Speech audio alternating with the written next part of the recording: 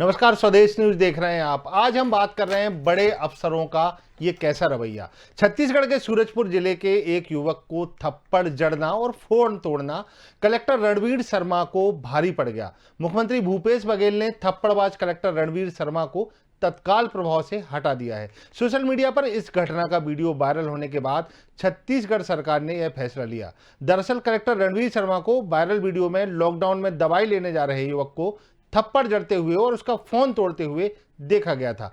Social media पर viral इस video में छत्तीसगढ़ के मुख्यमंत्री ने तुरंत इस घटना पर संज्ञान लिया और कार्रवाई करते हुए कलेक्टर जो आईएएस गौरव कुमार सिंह सूरजपुर का नया कलेक्टर इनको बनाया गया है। लेकिन रणवीर शर्मा ने जो कृत्य किया उसको देखते हुए तुरंत एक्शन लेते हुए भूपेश बघेल जो कि मुख्यमंत्री हैं छत्तीसगढ़ के, उन्होंने तुरंत प्रभाव से इनको सस्पेंड कर दिया गया।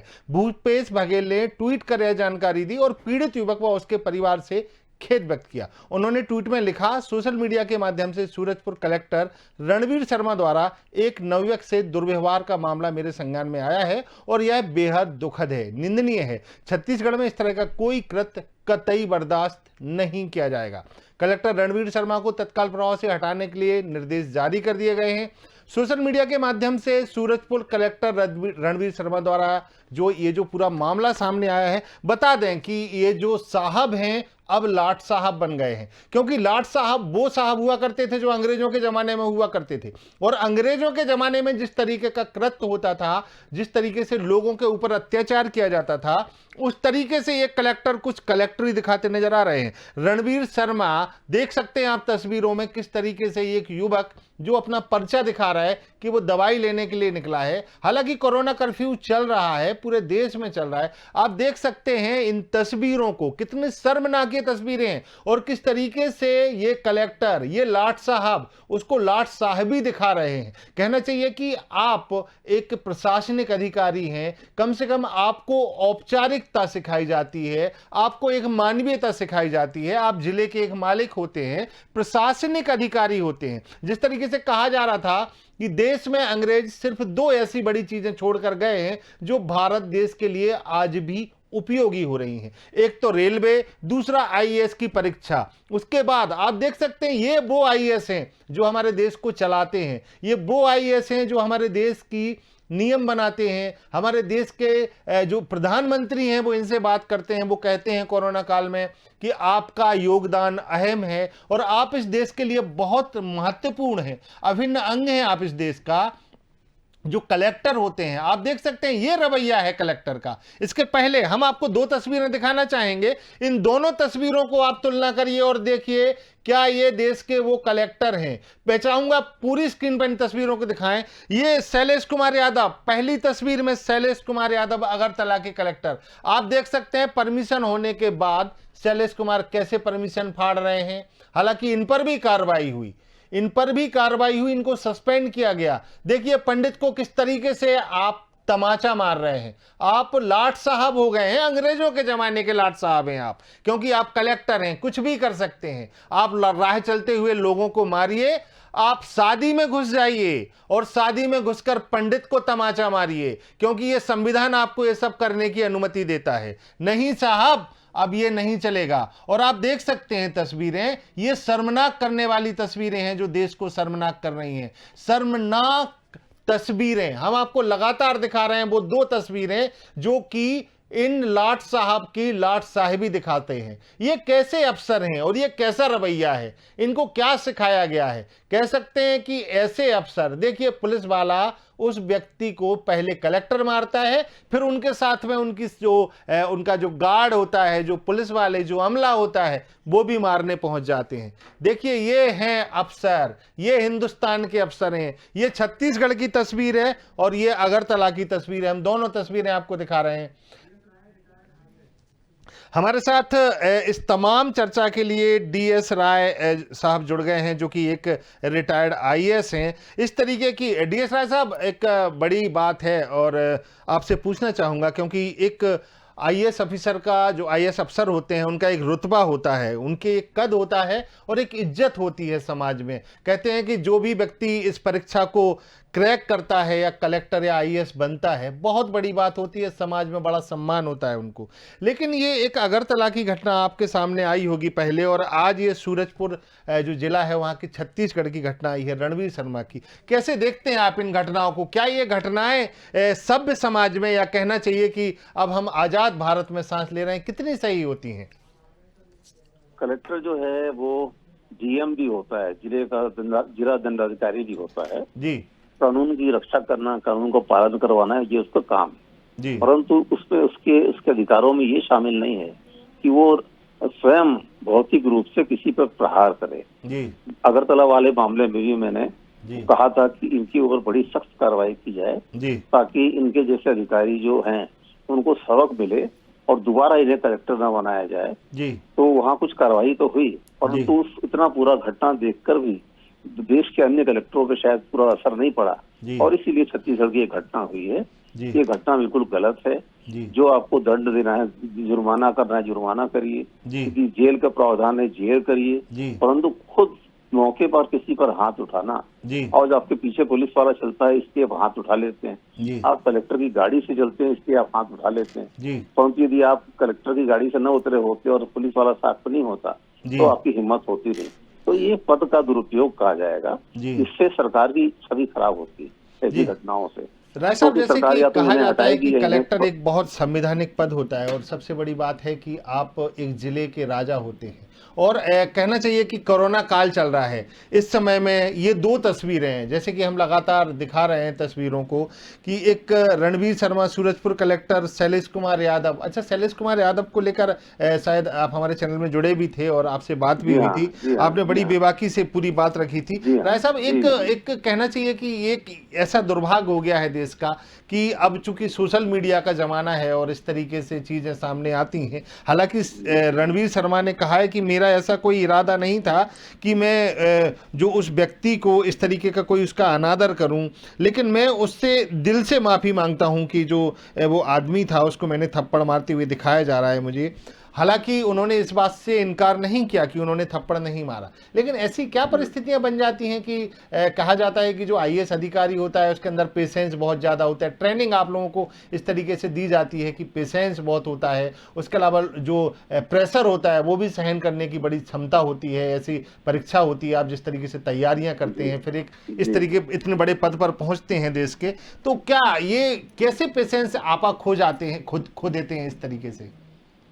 हाँ, ये गलत, ये इनका मतलब इनका या तो प्रशिक्षण ठीक से इन्होंने लिया नहीं, या इनके संस्कारों में कुछ कमी थी, या इन्हें अपने भविष्य के लिए कोई खतरा नजर नहीं आता। ये सब घटनाएं ऐसी, दोबारा आप ऐसा करेंगे अभी तो अपने ऐसा कोई काम करना ही क्यों चाहिए जिसके लिए माफी मांगी जाए। आपने माफी मांगी अर्थात आपको द्वारा किया गया कार्य गलत था, अमर्यादित था और असंवैधानिक था। तो एक कलेक्टर जैसे अधिकारी से उम्मीद की जाती है कि स्वयं इस प्रकार की घटनाओं में शामिल न हो। यदि आपको कुछ कार्रवाई करना है या आपको बल प्रयोग करना ही है तो उसके लिए पुलिस आपको साथ में दी गई है, उसका उपयोग करिए, परंतु जब तक आपके ऊपर बल प्रयोग न हो तब तक आप बल प्रयोग कैसे करेंगे? ये तो किसी कमजोर आदमी को मारने जैसा हुआ, जो निंदनीय है। अच्छा राय साहब, एक और बड़ी बात यहाँ पे इस पूरी बाकी से उठती है, और जो कि आपने जैसे बताया जिस तरीके से कि एक बड़े पद पर बैठे हुए व्यक्ति हैं, उनके साथ पुलिस होती है, उनके साथ गार्ड होते हैं, उनके साथ एक पूरा सरकारी अमला चलता है। कोरोना काल चल रहा है और ऐसे में एक हिसाब से कहा जाए कि कई अधिकारियों पे प्रेशर भी है, क्योंकि लॉयल एंड ऑर्डर भी वहाँ पे देखना है। उसके अलावा जैसे कि लगातार कोविड के केस बढ़ रहे हैं, बहुत सारी जिम्मेवारियाँ होती हैं। हालांकि ये सब चीज़ें ट्रेनिंग में सिखाई जाती हैं, लेकिन इस तरीके की घटनाएं अगर होती हैं तो आप क्या मानते हैं कि जैसे जिस व्यक्ति के साथ में इस तरीके की घटना हुई है कि आपने उसका मोबाइल तोड़ दिया, आपने उसको मार दिया, तो ऐसे पे क्या इन अधिकारियों पर भी कार्रवाई हो सकती है? होना ही चाहिए, जैसे अगरतला में हुई। आपको याद होगा पहले अगरतला के कलेक्टर जो है वो पहले बहुत अकड़ रहे थे कि नहीं ऐसा, और फिर बाद में उन्हें जब सस्पेंड किया गया ऐसा आप बता रहे हैं, तो सस्पेंशन को ही थोड़े दिन बाद बहाल कर दिया जाएगा। इनके रिकॉर्ड में लिखा जाना चाहिए कि भविष्य में, क्योंकि यदि आप कर्फ्यू के उल्लंघन जैसी घटनाओं में अपना आपा खो देते हैं तो कल को यदि वास्तव में कोई मजदूरों से या किसानों से या छात्रों से या नेताओं से संघर्ष हो जाए प्रशासन का, तब तो आप सीधे गोली ही चलवा देंगे। बिल्कुल, तो बिल्कुल। ये तो ये तो धैर्य नहीं, इस प्रकार तो नहीं होता। जी किस घटना की गंभीरता के अनुसार क्या कार्रवाई करें, यही तो अधिकारी की विशेषता है। आप उसको उठाकर थाने में बंद कर जेल में बैठा दीजिए, आप उसको जुर्माना कर दीजिए, जो कानूनी कार्रवाई है वो करिए। परंतु मारने से जो अच्छा मैसेज नहीं जाता। एक आदमी कोई दूसरा होता तो वो रिएक्ट भी कर सकता था, तब स्थिति क्या होती। कई जगह कलेक्टर को मार भी पड़ी है। तो ऐसा कोई काम नहीं करना चाहिए जिससे स्वयं का स्वाभिमान भी खतरे में पड़े और सरकार की छवि भी खराब हो। ये गलत। अच्छा राय साहब, एक और बड़ी बात मैं आपसे पूछना चाहूँगा कि ऐसी कई घटनाएं हैं जिसमें अगर कलेक्टर पर या आईएएस अधिकारी पर किसी तरीके की कोई कार्रवाई होती है तो एक एसोसिएशन है, जो कि आप लोगों का एक एसोसिएशन होता है, उसमें ये बात पहुंचती है, उससे कई बार दबाव भी डाले जाते हैं। ऐसे कई मध्य प्रदेश में भी मैंने केस सुने हैं और भी अलग स्टेटों में इस तरीके की बातें आती नहीं है। तो क्या एसोसिएशन अगर ये इस तरीके का कोई कृत्य करते हैं तब भी इनका साथ देती है? नहीं, जनरली ऐसा देखा गया है। पहली बात तो आजकल एसोसिएशन पहले जैसा मजबूत रह नहीं गया जी। न ही अधिकारी पहले जैसे दबंग रह गए हैं। तो आजकल तो किसी एसोसिएशन की ये हिम्मत नहीं है कि मुख्यमंत्री जी से अकड़ जाए या लड़ जाए कि नहीं साहब इस अधिकारी के खिलाफ गलत हुआ है। गलत तब होता है जब अधिकारी कुछ भी नहीं करता। आपको याद होगा राजगढ़ जिले में कुछ समय पहले एक महिला कलेक्टर ने नेताओं को थप्पड़ मारा, आपको याद होगा। और उसका बचाव आईएएस अधिकारियों ने नहीं किया, उसका बचाव नेताओं ने किया। तो एसोसिएशन जनरली ऐसे मामलों में पड़ती नहीं। ये व्यक्तिगत मामला है, ये कोई सामूहिक हित का मामला नहीं और कोई अन्याय का मामला भी नहीं। इसलिए और आजकल एसोसिएशन के जो अधिकारी होते हैं उनको भी प्रमोशन चाहिए, उनको भी अच्छा पद चाहिए। वो मुख्यमंत्री और जो राजनीतिक आका है उनके खिलाफ लड़ने की हिम्मत नहीं कर सकते।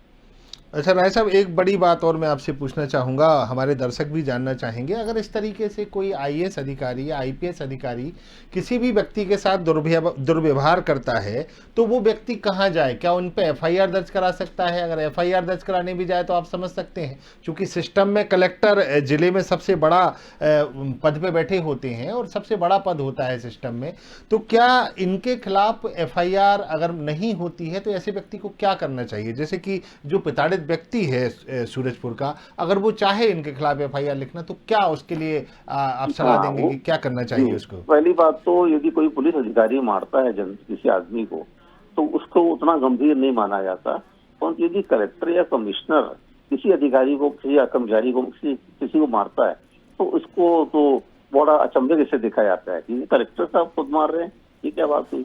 तो यदि वो आदमी एफआईआर कराने थाने में जाए तो पहली बात तो आप सही कह रहे हैं, थानेदार की हिम्मत नहीं है। यद्यपि अब कानून काफी बदल गया है। पहले पूरी पुलिस फोर्स अधिकांश मामलों में डीएम के अंतर्गत होती थी, उनके अधीन होती थी। अब ऐसा नहीं है, परंतु फिर भी कलेक्टर के खिलाफ एफआईआर करना राज्य शासन से पूछे बिना एसपी भी एफआईआर नहीं काटेंगे। और यदि मान लो एफआईआर नहीं कट रही है तो फिर दो रास्ते उपलब्ध हैं। उस व्यक्ति को कोर्ट में प्राइवेट इस्तगासा दायर करना चाहिए, अपनी ओर से निजी इस्तगासा, कि बिना किसी कारण के, बिना किसी चेतावनी के इस तारीख को इतने बजे इस स्थान पर फलाने कलेक्टर साहब ने मुझे मारा, बिना किसी कारण को मेरा मोबाइल तोड़ दिया।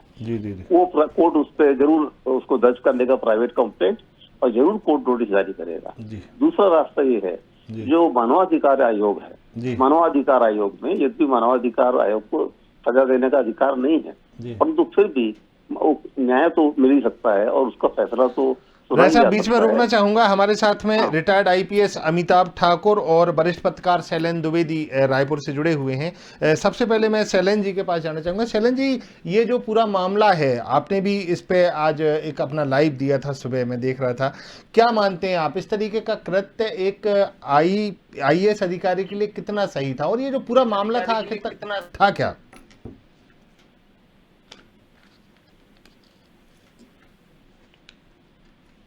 शैलेंद्र जी, आप तक आवाज पहुंच रही है मेरी? अमिताभ ठाकुर जी जुड़े हुए हैं हमारे साथ, रिटायर्ड आईपीएस हैं। अमिताभ जी, आपने भी कहना चाहिए कि एक आईपीएस रहे हैं, आपने इस तरीके के कई केस देखे होंगे, लेकिन ये एक अनोखे केस हैं। हम दो केसों की बात कर रहे हैं, एक तो कर रहे हैं रणवीर शर्मा, सूरजपुर छत्तीसगढ़ के कलेक्टर हैं, दूसरे शैलेश कुमार यादव जो अगरतला के कलेक्टर थे। इन दोनों केसों में आप देख सकते हैं कि एक जिम्मेवार अधिकारी इस तरीके का रवैया आम जनता के साथ अपना रहे हैं, या फिर कहना चाहिए कि ये क्या है, ये तो मतलब कहना चाहिए कि एक सभ्य समाज के लिए जो तस्वीरें हैं ये कहां तक सही होती हैं? क्या कहना चाहेंगे इस पूरी घटना पर अमिताभ जी?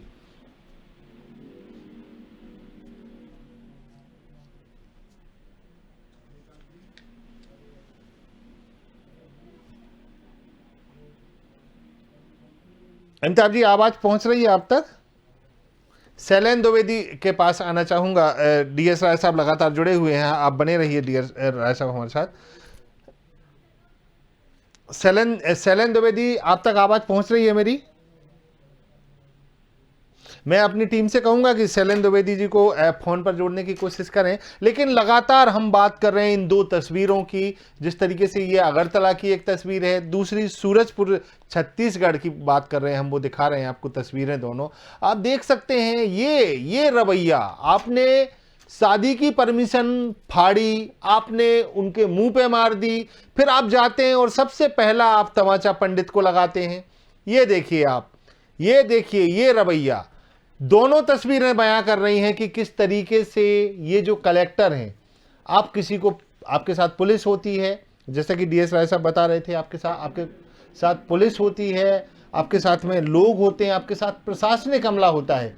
आप अगर कोई आपके साथ दुर्व्यवहार कर रहा है तो आप पुलिस से कह सकते हैं, पुलिस उसको देख लेगी, लेकिन आप खुद जाते हैं, खुद आप तमाचे मार रहे हैं वहां पर। ये क्या मानवीयता है? आप एक जिले के वरिष्ठतम पद पर बैठे हुए हैं, आपके ऊपर जिले की पूरी जिम्मेवारी है। आपके लिए जो नागरिक हैं वो सब नागरिक समान हैं।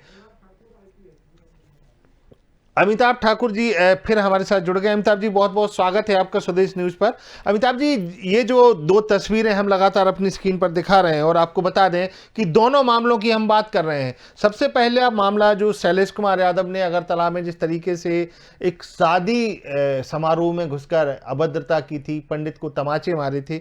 दूसरा मामला जो आज का है, रणवीर शर्मा कलेक्टर सूरजपुर, इन्होंने जिस तरीके का एक कृत्य किया है, इतने वरिष्ठ अधिकारियों को इस तरीके के कृत्य, अमिताभ जी क्या मानते हैं आप, क्या हो रहा है ये सभ्य समाज में? जहाँ तक मैं समझता हूँ इसके 2-3 आयाम हैं जी। पहला आयाम तो ये है कि हो ये रहा है कि जो आईएएस अफसर हैं जी, ज्यादातर उसमें, क्योंकि यह समझते हैं कि ये बहुत ताकतवर है और ताकतवर होते भी हैं, इसमें कोई संदेह नहीं जी, इनके खिलाफ कभी एक्शन नहीं होता है जी, आज जैसे मान लीजिए इसी मामले में मैंने जो ट्वीट देखा कि मुख्यमंत्री ने उनको उठा के ट्रांसफर कर दिया, तो ट्रांसफर में पनिशमेंट तो है नहीं जी, एक तरह से उनको कह दिया वहां रहो, कुछ दिन झंडे बस्ते में फिर कहीं पोस्ट कर दूंगा। जी, जबकि एक सीधे सीधे क्रिमिनल ऑफेंस था। अगर हमने यार आपने मान लीजिए थप्पड़ मार दिया तो जिला मजिस्ट्रेट को, तो अभी तक आप और हम रास्ता में मत गए होते। तो ये जो बुनियादी अंतर है, इनको एक्शन नहीं होता, इनकी फाइलें बंद हो जाती हैं, ये जोड़ तोड़ करके अपना मुख्यमंत्री से, मंत्री से, मुख्य सचिव से, क्योंकि सब इन्हीं के भाई बहन होते हैं, बिल्कुल, ये अपनी काम बना लेते हैं। अगर इन पर एक्शन होगा ठीक से जी, तो निश्चित रूप से जो है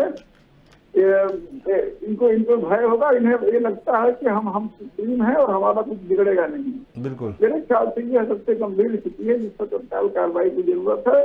अब ये पब्लिक और मीडिया द्वारा ही किया जा सकता है। हमें दबाव बनाना चाहिए कि वास्तविक कार्रवाई हो, तो कॉस्मेटिक कार्रवाई ना। बिल्कुल अमिताभ जी, हम उनसे भी, रणवीर शर्मा से भी लगातार बात करने की कोशिश कर रहे हैं, लेकिन रणवीर शर्मा जी इस पूरे मामले में उन्होंने कहा है कि हमने माफ़ी मांग ली है और अब हम इस पूरे मामले पर कुछ नहीं कहेंगे। लेकिन अमिताभ जी, जिस तरीके से आपने एक व्यक्ति का खुलेआम, आप उसको तमाचा मार रहे हैं, उसका मोबाइल तोड़ रहे हैं, वो पर्चा दिखा रहा है आपको कि मैं दवाई लेने जा रहा हूँ साहब, उनने उसका आके सीधा मोबाइल तोड़ दिया। तो ऐसे, आप एक आईपीएस रहे हैं, आप क्या मानते हैं ऐसे लोगों पर अगर कार्रवाई की बात करें, चूंकि बहुत बड़े पद पर हैं, जिले के मालिक हैं, कलेक्टर होते हैं, डिस्ट्रिक्ट मजिस्ट्रेट होते हैं, तो इन पर अगर कार्रवाई की बात की जाए या इन पर एफआईआर दर्ज कराना चाहें तो आप क्या सजेशन देंगे? अब हमारे दर्शक भी जानना चाहेंगे कि अगर उनके साथ इस तरीके को कृत्य होता है तो एक रिटायर्ड एसपी आप रहे हैं, तो आप क्या सलाह देंगे हमारे दर्शकों को? पहली बात, मैं इन शब्दों से भी मेरा मतभेद है। मैं किसी को इतना बड़ा नहीं मानता। इस देश का कानून किसी को राष्ट्रपति और राज्यपाल को जो है संरक्षण दे रखा है संविधान में जी। बाकी किसी को कोई संरक्षण नहीं है, और ये कोई बड़े नहीं है, न कोई बड़े हैं न छोटे हैं, ये सब ही अपने आप में गलत है जी। जिस समय वो थप्पड़ मार रहे हैं गलत ढंग से, उस समय वो केवल और केवल एक अपराधी है, कोई डीएम और ये कुछ नहीं है। जी क्योंकि जब आपने अपराध कर दिया तो आप अपराधी हो गए। आपने बिना वजह किसी को थप्पड़ मारा, आपने क्रिमिनल एक्ट किया, 323 में आपके खिलाफ FIR होना चाहिए।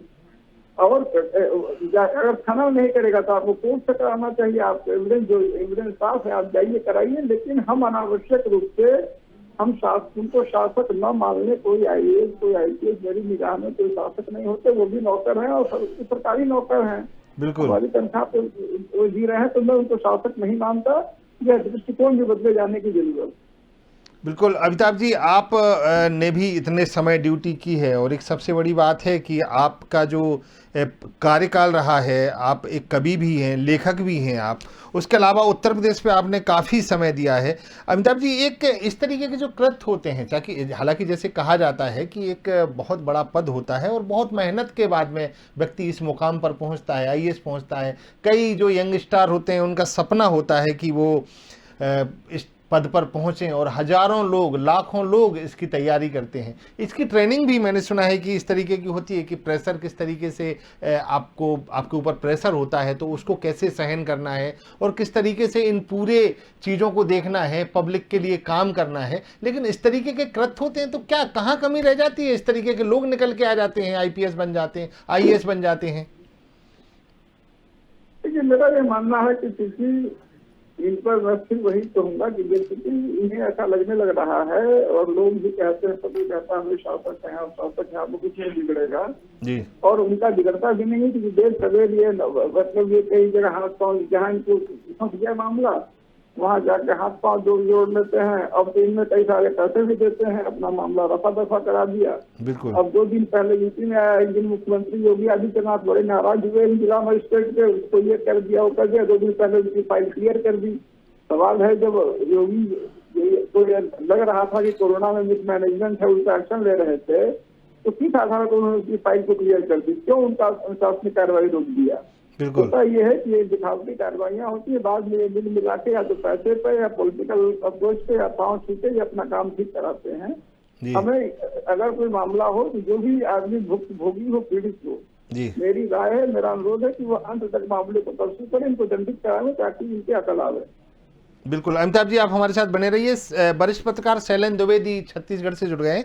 शैलेंद्र जी, आपने भी इस पूरे मामले पर आज सुबह से लिखा, मैं आपके पोस्ट भी देख रहा हूं, आपके ट्विटर पे भी मैं आपको देख रहा हूं, आपने एक लाइव भी इस पूरे मामले पर किया है। शैलेंद्र जी, कैसे देखते हैं आप इस पूरे मामले को कि ये जो कृत्य हुआ है सूरजपुर छत्तीसगढ़ में, एक व्यक्ति, क्या था ये पूरा मामला, कहाँ जा रहा था ये व्यक्ति? कलेक्टर का नरेंद्र जी, अगर मैं कहूँ तो, जबकि इससे पहले हाल ही में आपने देखा होगा अगरतला का, आपने जिक्र भी किया उस घटना का, अगरतला के डीएम का जो व्यवहार था शादी समारोह में बेहद निंदनीय और शर्मनाक था। इसके बावजूद जो ब्यूरोक्रेसी है, ब्यूरोक्रेट्स हैं, ये सबक नहीं ले रहे हैं। और एक बात अमिताभ ठाकुर जी ने जो कही कि अनुशासन में तो रहते हैं ये, क्योंकि बिना अनुशासन के IAS बनना भी मुश्किल है। बिल्कुल। लेकिन IAS बनने के बाद जो पावर इनके हाथ में आता है वो इन्हें मदमस्त कर देता है। बिल्कुल। पावर के नशे में चूर हो जाते हैं। अब यही इस घटना में यही हुआ है। जो ये युवक था वो बेचारा हॉस्पिटल से आ रहा था, उसने दवाओं की रसीद दिखाई कि देख लीजिए दवा की रसीद है, मेरी दादी एडमिट है, उनका इलाज चल रहा है, कोविड हुआ उन्हें। इसके बावजूद कलेक्टर ने वो रसीद तो छोड़िए, मोबाइल युवक का छुड़ाया और सीधे जमीन पर दे पटका। शैलेंद्र, ये मोबाइल तोड़ने का क्या इनको क्या ऐसा लग रहा था कि वो इनका वीडियो बना रहे हैं? हाँ, उसने, कलेक्टर ने ये जिक्र भी किया कि वीडियो बना रहे हो। उन्हें लगा कि ये वीडियो बना रहा है, इसलिए उन्होंने मोबाइल पटक दिया, इस बात का ख्याल किए बिना कि देखिए मोबाइल आज के समय में कोई सस्ता नहीं है। एक गरीब आदमी कहाँ से मोबाइल, और खासकर संचार के साधन इस समय इतने महत्वपूर्ण हैं कि पल पल की जानकारी लोगों तक पहुंचनी चाहिए। किसी की दादी एडमिट है, किसी का भाई एडमिट है, कोई कहीं है, इसलिए सूचना महत्वपूर्ण हो जाती है। तो ऐसे में मोबाइल तोड़ना भी बेहद शर्मनाक है कलेक्टर का। और दूसरा ये कि कम से कम एक दलील तो सुन लेते, समझ तो लेते कि वो युवक कहाँ से आ रहा था। और वो भी तब जब कल इतने बीजेपी ने धरना प्रदर्शन किया, बहुत सारे हर जिले में हुआ बीजेपी का धरना प्रदर्शन, उनको किसी ने नहीं रोका। आपने युवक को रोक लिया। गरीब पे आपका जुल्म चलता है, बाकी किसी पे नहीं। ये लोग क्या है, नेताओं को देखकर बिल्ली की तरह दुबक जाते हैं, ठीक है, लेकिन आम आदमी पर पूरा पावर का इस्तेमाल करते हैं ताकि इन्हें लगे कि हाँ कलेक्टर हैं। बहुत तेजी से संज्ञान लिया है मुख्यमंत्री ने। क्या कहेंगे शैलेंद्र कि ट्रांसफर करना या उनको वहां से हटा देना हो गया उपाय? किसी के साथ इस तरीके की बदतमीजी आपने कर दी, किसी का मान मर्दन आपने कर दिया, हो गया ट्रांसफर कर दिया, हो गई सजा, क्या कहेंगे? देखिए नरेंद्र मुख्यमंत्री जी ने जो किया है वो काम तो अच्छा किया उन्होंने कलेक्टर को तत्काल हटा दिया है और साथ ही क्षतिपूर्ति के तौर पर युवक को मोबाइल देने की भी घोषणा की है। लेकिन साफ तौर पर अब वीडियो इतना वायरल हो गया कि अब उसका बेचारे से प्राण, उसकी प्रतिष्ठा भी दांव पर लग गई है युवक की। सबका एक अपना समाज में सबकी अपनी एक प्रतिष्ठा होती है। तो जाहिर है केवल कलेक्टर को हटाना और मोबाइल देना, इससे प्रतिष्ठा तो हासिल नहीं हो जाएगी युवक को। बिल्कुल। और कहीं ना कहीं इसमें अब जब आम आदमी एक दूसरे को थप्पड़ मारते हैं या पुलिस वाला ही थप्पड़ मार देता है तो उसपे FIR हो जाती है, पुलिस वाले पे भी हो जाती है। बिल्कुल। तो कलेक्टर पे भी कहीं ना कहीं कार्रवाई होना चाहिए, ये तो बहुत जरूरी है, क्योंकि ये कार्रवाई आगे जाकर उदाहरण बनेगी दूसरे अधिकारियों के लिए।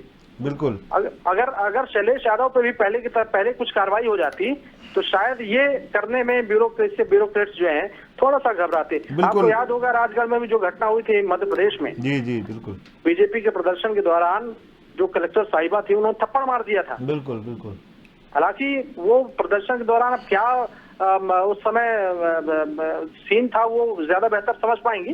बिल्कुल शैलेंद्र, लेकिन इस बात पे पूरे DS राय साहब भी बता रहे थे कि कलेक्टरों के साथ में एक अमला होता है, पुलिस होती है उनके साथ में, लेकिन खुद बल प्रयोग करने के लिए आप पहुंच जाते हैं, अपने आप में बड़ा सवाल है कि भाई इतनी क्या जरूरत पड़ गई थी, आपके साथ अमला था, आपके साथ पुलिस थी, आप वहां पे जाके खुद हाथापाई करने लगे। तो ये एक बड़ा पद है, आप बड़े पद पे बैठे हैं, आप IAS हैं, इस तरीके के कृत्य कहाँ तक? अमिताभ ठाकुर जी लगातार हमारे साथ जुड़े हुए हैं। अमिताभ जी, आप कई बातें उठाते रहे, कई लोगों के, आपने जैसे कहा जाए कि उत्तर प्रदेश में आप बड़े चर्चित नाम हैं, और दूसरी चीज़ आप लगातार लोगों की आवाज़ भी बनते रहे हैं। कई ऐसे काम हैं जो आपने प्रदेश के लिए किए हैं, अभी चाहे फ्रंट लाइन वर्कर की बात हो, अभी जो हाल ही में आपने कहा है कि हमारे जो पुलिसकर्मी हैं उनको फ्रंट लाइन वर्कर माना जाए और 25% अतिरिक्त राशि दी जाए उनको सेवा दिवसों के लिए, जो जिस हिसाब से आपने पूरी आवाज़ उठाई थी। अमिताभ जी, इस तरीके के कृत्यों को लेकर आप क्या कहेंगे? जैसे कि शैलेंद्र बता रहे थे कि वो व्यक्ति का जिस तरीके से वीडियो वायरल हुआ है, तो कहीं ना कहीं तो उसका कहना चाहिए, उसकी जो पर्सनल रिस्पेक्ट है, जो सेल्फ रिस्पेक्ट है, जो स्वाभिमान है, कहीं ना कहीं वो तो उसका गिरा होगा, या उसको लगा होगा कि भाई मेरा पिटते हुए चारों तरफ वीडियो वायरल हो रहा है। अब इसके लिए जैसे कि शैलेंद्र लगातार कह रहे हैं कि अगर ये शैलेश यादव पर कार्रवाई हो गई होती तो ये कृत्य नहीं होता, क्या करना चाहिए उसको? क्या मानते हैं आप अभी ऐसे समय में?